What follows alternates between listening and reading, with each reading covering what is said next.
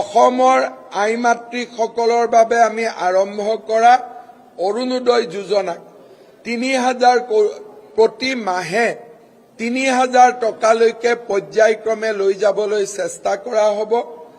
৪০ লাখ উদ্যমিতা অভিযানত ১০,০০০ টকাৰে উপকৃত হোৱা আই মাতৃসকলক পুনৰবাৰ ২৫,০০০ টকা আগবঢ়োৱা হ'ব আৰু কেইবা লাখ যুৱককো উদ্যোগীকৰণৰ জৰিয়তে কৰ্মসংস্থাপন দিয়া হ'ব। ইয়াৰ সমান্তৰালভাৱে আমি ৰাজ্যত এখন জিলা, এখন মেডিকেল কলেজ, এখন বিশ্ববিদ্যালয়, এখন engineering college, one district, one medical college, one university, one engineering college এই নীতিক আমি প্ৰৱৰ্তন কৰি তাক আগুৱাই লৈ যোৱাৰ বাবে আমি প্ৰচেষ্টা কৰিম। চাহ বাগিচাৰ লোকসকলক আমি ভূমিৰ অধিকাৰ দিছো। ভূমিৰ অধিকাৰ দিয়াৰ সমান্তৰালভাৱে তেখেতসকলক আমি প্ৰধানমন্ত্ৰী আৱাস যোজনাৰ একোটাকৈ ঘৰ দিয়াৰ বাবে আমি প্ৰচেষ্টা কৰিম। অসমৰ গৃহহীন ১৫ লাখ লোকক আমি প্ৰধানমন্ত্ৰী আৱাস যোজনাৰ গৃহ আমি দিয়াৰ বাবে আমি চেষ্টা কৰিম।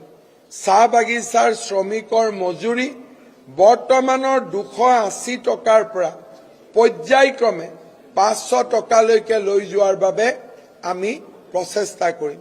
অসমৰ আই মাতৃসকলৰ বাবে আমি আৰম্ভ কৰা অৰুণোদয় যোজনা ৩,০০০ প্ৰতি মাহে ৩,০০০ টকালৈকে পৰ্যায়ক্ৰমে লৈ যাবলৈ চেষ্টা কৰা হ'ব। ৪০ লাখ উদ্যমিতা অভিযানত ১০,০০০ টকাৰে উপকৃত হোৱা আই মাতৃসকলক পুনৰবাৰ ২৫,০০০ টকা আগবঢ়োৱা হ'ব আৰু কেইবা লাখ যুৱককো উদ্যোগীকৰণৰ জৰিয়তে কৰ্মসংস্থাপন দিয়া হ'ব।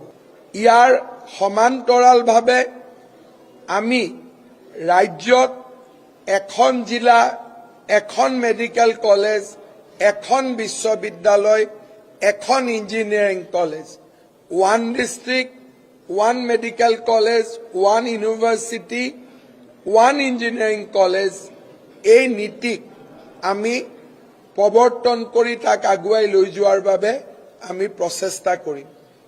চাহ বাগিচাৰ লোকসকলক আমি ভূমিৰ অধিকাৰ দিছো। ভূমিৰ অধিকাৰ দিয়াৰ সমান্তৰালভাৱে তেখেতসকলক আমি প্ৰধানমন্ত্ৰী আৱাস যোজনাৰ একোটাকৈ ঘৰ দিয়াৰ বাবে আমি প্ৰচেষ্টা কৰিম।